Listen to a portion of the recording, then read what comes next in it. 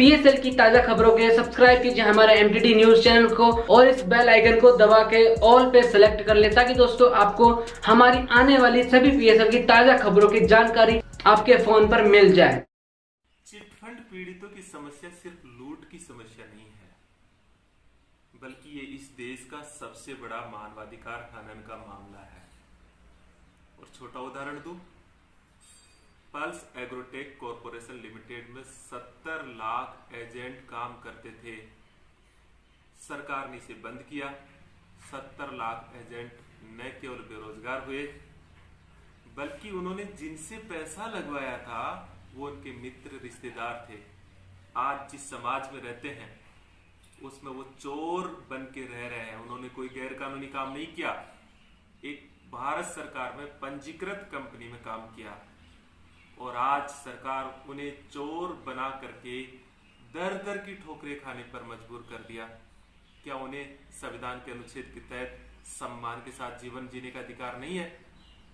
देश का सबसे बड़ा मानवाधिकार हनन का मामला है चिटफंड का मामला, और उसमें भी पल्स एग्रोटेक कॉरपोरेशन लिमिटेड का मामला।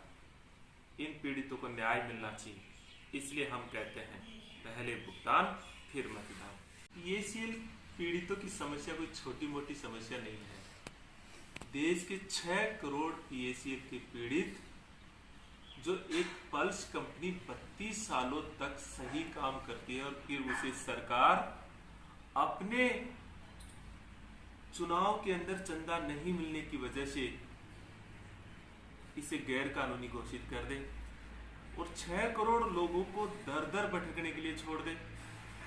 आप छोड़िए, सोचिए, किसी ने शादी के लिए, किसी ने बच्चे की शिक्षा के लिए, उस गरीब माँ ने, किसी ने गरीब बाप ने पैसा लगाया होगा, वो आज इस कोरोना महामारी में किस दौर से गुजर रहे हैं।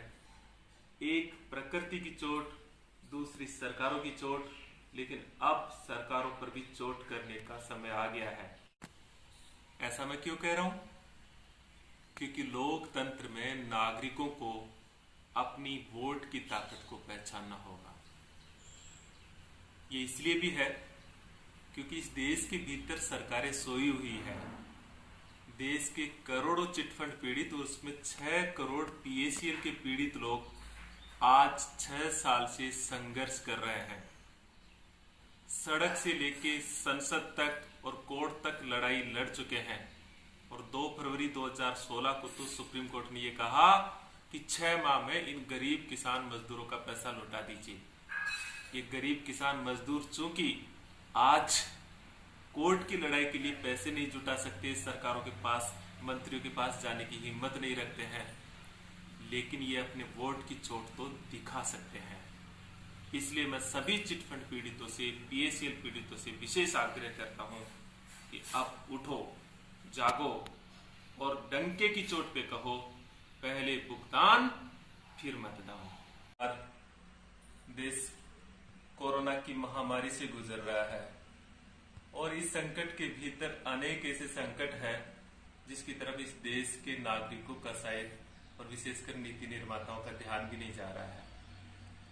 इस संकट में एक संकट की तरफ मैं विशेष ध्यान आकर्षित करना चाह रहा हूं, वह है चिटफंड का।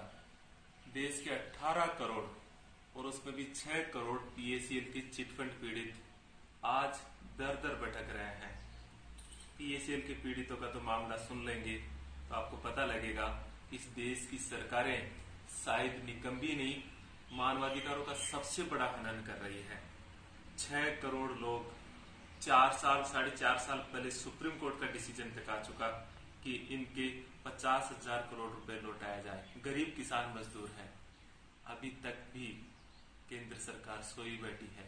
चुनाव पे चुनाव, वोट लेने के लिए जनता पे आ जाते हैं, लेकिन अब की बात सोच लिया है, पहले भुगतान करेंगे फिर मतदान करेंगे, और नागरिकों ये जागरूकता दिखानी जरूरी है। चिटफंड पीड़ितों की समस्या सिर्फ लूट की समस्या नहीं है, बल्कि ये इस देश का सबसे बड़ा मानवाधिकार हनन का मामला है। और छोटा उदाहरण दूं, पल्स एग्रोटेक कॉरपोरेशन लिमिटेड में 70 लाख एजेंट काम करते थे। सरकार ने इसे बंद किया। 70 लाख एजेंट न केवल बेरोजगार हुए, बल्कि उन्होंने जिनसे पैसा लगवाया था वो उनके मित्र रिश्तेदार थे। आज जिस समाज में रहते हैं उसमें वो चोर बन के रह रहे हैं। उन्होंने कोई गैर कानूनी काम नहीं किया, एक भारत सरकार में पंजीकृत कंपनी में काम किया और आज सरकार उन्हें चोर बना करके दर दर की ठोकरें खाने पर मजबूर कर दिया।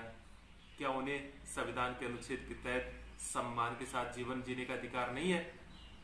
देश का सबसे बड़ा मानवाधिकार हनन का मामला है चिटफंड का मामला, और उसमें भी पल्स एग्रोटेक कॉर्पोरेशन लिमिटेड का मामला।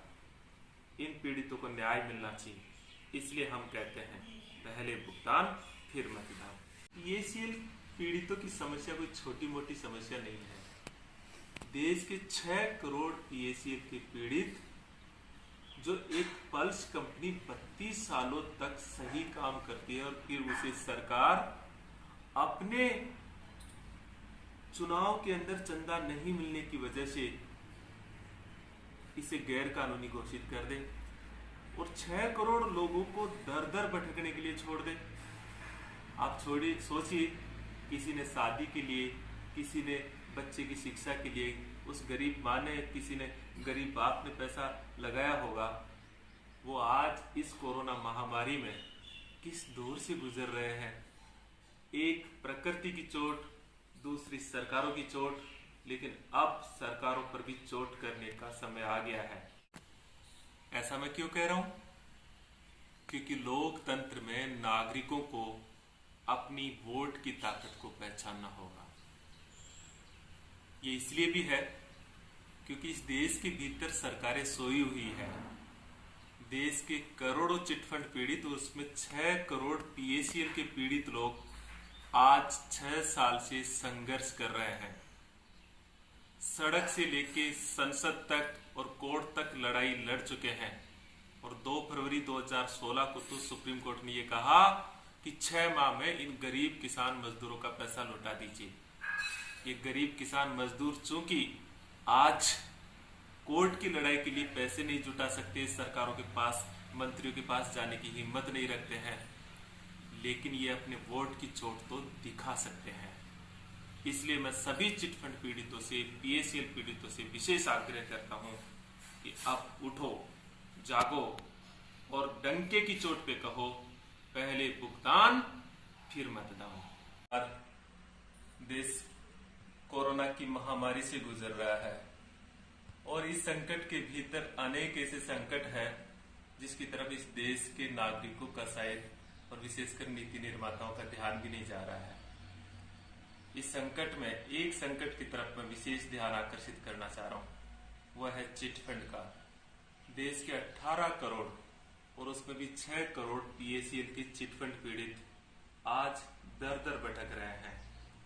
पीएसीएल के पीड़ितों का तो मामला सुन लेंगे तो आपको पता लगेगा इस देश की सरकारें शायद निकम्मी नहीं, मानवाधिकारों का सबसे बड़ा हनन कर रही है। 6 करोड़ लोग 4 साल, 4.5 साल पहले सुप्रीम कोर्ट का डिसीजन तक आ चुका कि इनके 50,000 करोड़ रुपए लौटाया जाए। गरीब किसान मजदूर हैं, अभी तक भी केंद्र सरकार सोई बैठी है। चुनाव पे चुनाव, वोट लेने के लिए जनता पे आ जाते हैं, लेकिन अब की बार सोच लिया है पहले भुगतान करेंगे फिर मतदान करेंगे और नागरिकों ये जागरूकता दिखानी जरूरी है।